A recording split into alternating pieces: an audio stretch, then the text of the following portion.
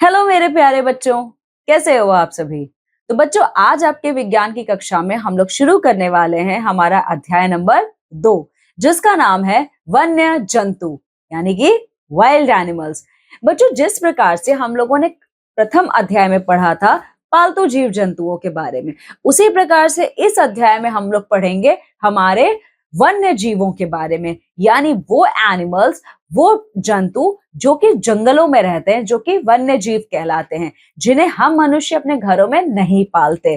ठीक है, तो इसमें कौन कौन से उदाहरण ले सकते हो आप? शेर, बाघ, मगरमच्छ, हिरन, ठीक है, जिराफ, हाथी, ये सब क्या है? हमारे वन्य जीव जंतु हैं। ठीक है, तो इस अध्याय के अंतर्गत आपको और सारे जानवरों का नाम जानने का मौका मिलेगा जो क्या कहलाते हैं, जो वन्य जंतु कहलाते हैं। ठीक है, तो चलिए इस अध्याय को पढ़ना शुरू करते हैं हमारी एक्सपर्ट के साथ।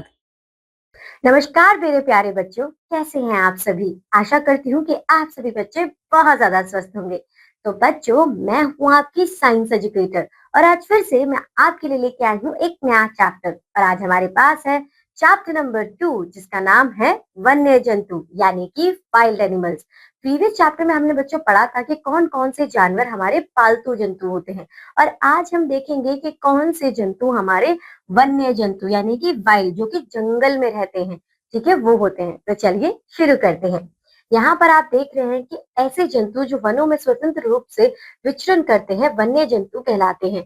हाथी, शेर, बाघ, जिराफ तथा हिरन जैसे कुछ प्रमुख वन्य जंतु इस चित्र में दिए गए हैं। तो देखिए, यहाँ पर आपको हाथी की पिक्चर दी गई है, ये आपका टाइगर है, ये जिराफ है, ये शेर है, ये हिरन है। तो ये सब क्या है? ये वन्य जंतु है, क्योंकि ये वन में यानी कि जंगल में इधर से उधर स्वतंत्र रूप से घूम सकते हैं। उसके बाद जंतुओं का भोजन, कि जो आपके जंगली जानवर, जैसे कि पालतू जानवरों को खाना देने की जिम्मेदारी हमारी है, तो जो जंगली जंतु हैं उन्हें कहाँ से भोजन मिलेगा, चलिए देखते हैं।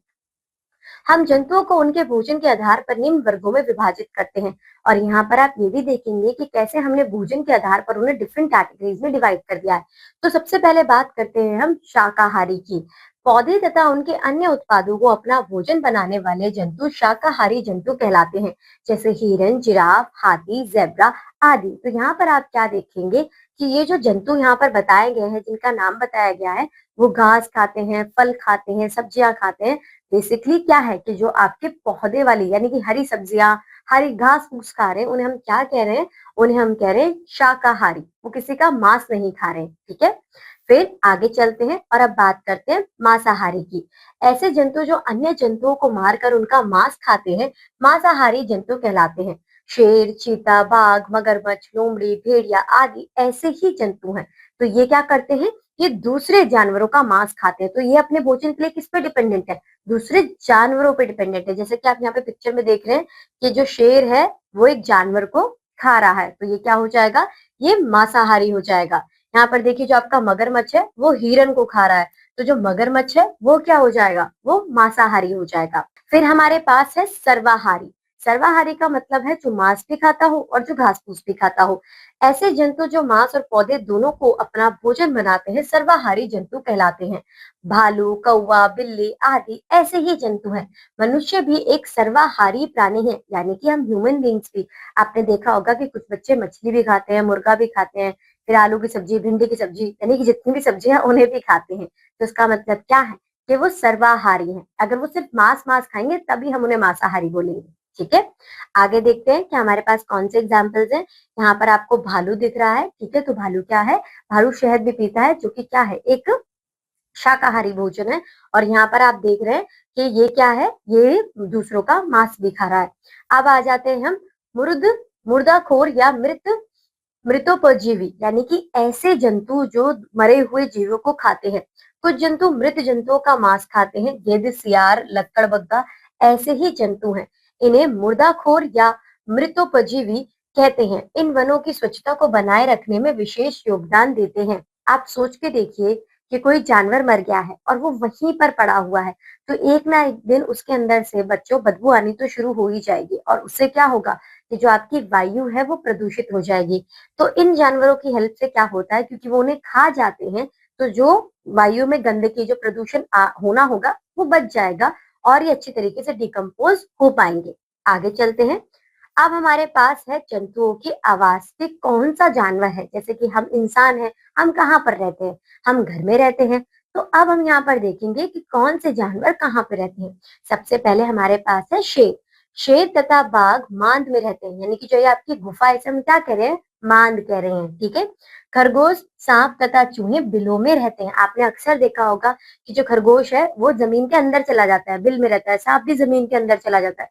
तो जिनके घर जमीन के अंदर होते हैं उन्हें कहते हैं बिल। कौन कौन से एग्जाम्पल्स हमारे पास, खरगोश है, सांप है, चूहे हैं, ये सब। उसके बाद हमारे पास आता है हाथी। हाथी और हिरण वृक्षों के नीचे रहते हैं। कहाँ रहते हैं, वृक्षों के नीचे, जंगल में इधर उधर घूमते रहते हैं और किसी भी वृक्ष के नीचे अपना घर बना लेते हैं। उसके बाद चींटियां अपने लिए बाम्बी नामक घर बनाती हैं। आपने देखा होगा चींटियों को कि नीचे ना जमीन के अंदर छोटी छोटी छोटी छोटी ऐसी लाइन से, मतलब पाइप टाइप बना लेते हैं, कुछ इस तरीके का। तो इसे हम क्या कहते हैं, बाम्बी। इनके घर को क्या कहा जाता है, बाम्बी कहा जाता है। आगे देखते हैं। मुझे जानिए।